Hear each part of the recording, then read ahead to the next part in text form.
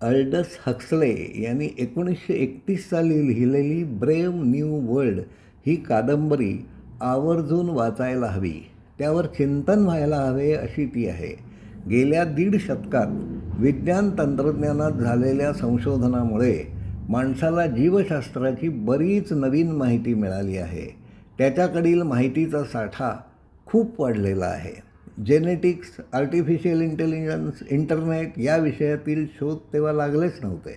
यामुळे आज सहज उपलब्ध असणारी माहिती 30च्या दशकात अस्तित्वातच नव्हती. तरीही विज्ञानाच्या क्षेत्रात कोणते संशोधन होईल हे समजून घेण्यासाठी कल्पनेची जी झेप लेखकाने घेतली आहे ती कौतुकास्पद आहे. युद्ध, दुष्काळ, रोगराई यापासून समाज मुक्त असायला हवा. त्यासाठी विज्ञान तंत्रज्ञानातील संशोधनाचा वापर किंबहुना गैरवापर कसा केला जाईल याबाबतच्या काही कल्पना या कादंबरीत मांडण्यात आल्या आहेत. भौतिक सुखसोयींनी समृद्ध आणि आरोग्यपूर्ण जीवन जगणारा उच्चवर्गीय समाज कसा असेल, ज्यांच्या हातात सत्ता आहे ते यासाठी कोणत्या प्रकारची समाजरचना निर्माण करतील याचे कल्पनाचित्र या कादंबरीत रेखाटण्यात आले आहे.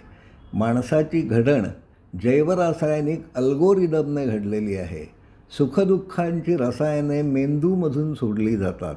शरीराला ज्यामुळे वेदना होतील अशा घटनातही मेंदूमधून सुखसंवेदनांचे न्यूरोट्रान्समीटर्स सुटायला हवेत. असे घडवता आले तर सारेच सुखी होतील. थंड प्रदेशात, खाणीमध्ये, कमालीच्या उष्ण हवामानात, प्रतिकूल परिस्थितीत काम करण्यातच समाधान मानतील. अशी माणसे जेनेटिक इंजिनिअरिंगचे तंत्र वापरून जन्माला घालण्याचा विचार या कादंबरीत सुचवण्यात आला आहे.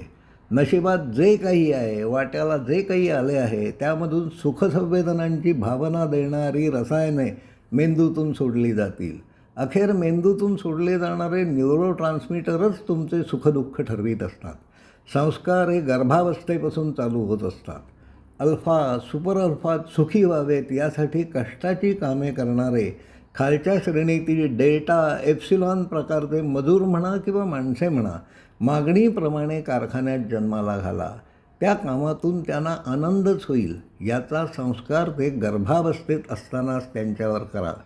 त्यांच्यावर संस्कार करण्यासाठी निद्रा शिक्षण, हिप्नोपीडिया या तंत्राचा वापर करा. निद्रा शिक्षणात त्याच सूचना हजारो वेळा द्या. माणसे त्या स्वीकारतील, तसे जगण्यात आनंद मानतील. कोणतीही गोष्ट हजारो वेळा ऐकवण्यात येण्यामधून सत्य तयार होत असते. त्यासाठी पावलोव्हियन कंडिशनिंग रूम वापरा. एप्सिलॉनच्या मनाची घटनच गुलाम म्हणून करा. विचार करण्याची क्षमताच त्याच्यात असणार नाही. दुःखाची, अपमानाची तुलना करण्याची क्षमताच नसल्याने तो आपोआप सुखी होईल. जो कोणी असेल, मग तो डेल्टा असेल वा एप्सिलॉन असेल, जिवंत असताना तो सुखी व्हायला हवा. तुमच्या मेंदूची जडणघडण कशी झाली आहे यावर सुखाच्या कल्पना अवलंबून असतात. कोणत्याही परिस्थितीत तुम्ही सुखीच असाल अशा रचनेचा मेंदू बनवण्याची कल्पना कादंबरीमध्ये वापरण्यात आली आहे. स्त्री पुरुषांच्या मिलनामधून गर्भ राहत असतो. मूल जन्माला येत असते. जन्मदाते आईवडील हे पालक असतात. त्यांना योग्य वाटणारे संस्कार ते मुलावर करीत असतात. लैंगिक आनंदासाठी माणसे एकत्र येतील, पण त्यातून मूल जन्माला येणार नाही. माणसे फक्त संभोग तृप्तीच्या आनंदासाठी एकत्र येतील. मातेच्या उदरातून योनिज जन्म ही संकल्पना त्या काळात संपवण्यात आली आहे. त्याऐवजी सरकारी संशोधन केंद्रात जशी हवी तशी मुले जन्माला घालण्याची, घडवण्याची यंत्रणा कादंबरीमध्ये रंगविण्यात आली आहे. नागरिकांना अनिर्बद्ध भौतिक आणि लैंगिक सुखोपभोग हवे असतात. माणसांना सुख आणि समाधान हवे असते. एकाच पुरुषाबरोबर किंवा स्त्रीबरोबर राहून सतत आनंदी होता येत नाही. पार्टनर्स सतत बदलायला हवेत. त्यामधूनच सुखाच्या नवीन संवेदना अनुभवता येतील. कादंबरीत जगणाऱ्या समाजाने पार्टनर्स बदलण्याची कल्पना स्वीकारली आहे. 17व्या वर्षी जी ऊर्जा आणि वृषणं असतात, वृद्धावस्था आल्यावरही तेच कायम राहायला हवेत. कादंबरीतील वृद्ध माणसे काम करतात, संभोग करतात. शरीर थकल्यावर सोमाच्या नशेत, सुगंधाच्या ठिबकणाऱ्या तोटीजवळ, संगीताच्या लयीवर गुंगीत पडून राहतात. म्हणजे थांबून विचार करण्यासाठी वेळच नसेल. खाणे, पिणे, काम, संभोग आणि सोमाच्या गुंगीत दिवास्वप्ने पाहत पडून राहणे एका फिलीकडून दुसऱ्या फिलीकडे, दुसऱ्या जास्त गुबगुबीत मुलीकडे, इलेक्ट्रोमॅग्नेटिक गोल्फ खेळून झाल्यावर परत तेच. शरीराला सुखसंवेदना पुरवणारे व्हायब्रो व्हॅक्यूम मसाज, वेगवेगळ्या प्रकारचे सेन्स, युडी कोलन्स, अभिनव खेळ अशा विविध कल्पना कादंबरी सुचवते. ख्रिश्चॅनिटी आणि मद्य याचे सारे फायदे सोमामध्ये एकवटलेले आहेत. ते घेतल्यावर ब्रह्मानंदी टाळी लागत असते. डोळ्यासमोर दिसणारे विभ्रम सुखसंवेदना निर्माण करीत असतात. त्यामुळे प्रत्येकाला पुरेशा प्रमाणात सोमा, एक प्रकारच्या मादक द्रव्याच्या गोळ्या हव्या त्या प्रमाणात कथानकात पुरविल्या जातात. जुने कपडे भयानक असतात. रफू नको, फेकिस्टी उत्तम. जेवढे जास्त टाके तेवढे जास्त फाके. The more stitches the less riches. तुम्ही एका जागी स्वस्त बसून पुस्तकं वाचलीत तर उपभोग्य वस्तूंचा खपच होणार नाही. वस्तू वापरून जुनी झाली की फेकून द्या. यंत्रयुगात तेच कवटाळून बसणे म्हणजे समाजाविरुद्ध गुन्हा केल्यासारखे आहे. आजच्या बाजारप्रणीत अर्थव्यवस्थेचे सूत्र हेच आहे. साधे आयुष्य जगणाऱ्या सिम्पल लाईफर्सना ठार मारा. जे खेळ साधनसामुग्रीशिवाय खेळता येतात, या नवीन जगात ते खेळण्याची परवानगी नाही, कारण उत्पादने संपायला हवीत.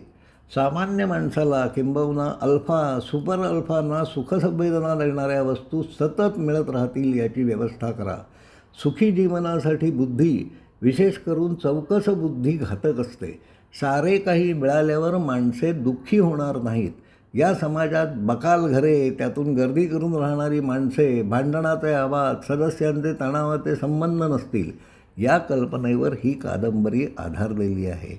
हे सारे मिळाल्याने माणसे सुखी होतील का?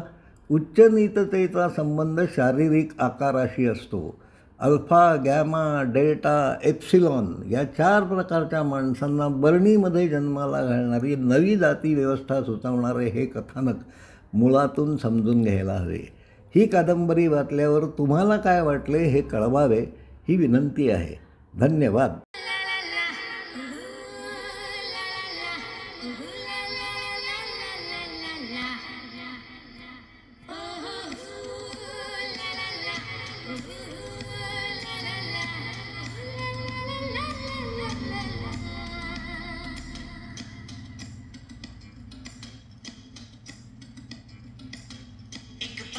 में रहती है एक मैना,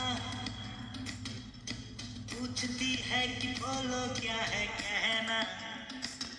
मेरा रंग हंसी है क्या, मेरा अंग हंसी है क्या, कभी पूछे तो मेरा जवाब यही होगा।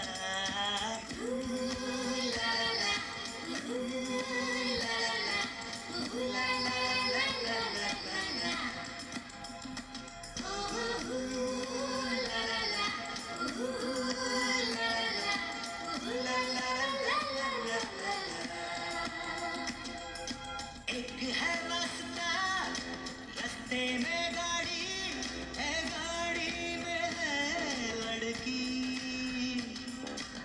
मैंने जो पूछा रंग साड़ी का, वो बोली धड़क जैसा। रिमझिम बरसे जलती तपती धरती पर जो कभी पानी उठे, धरती से सौंधी सौंधी खुशबुओं की घन के सुहानी।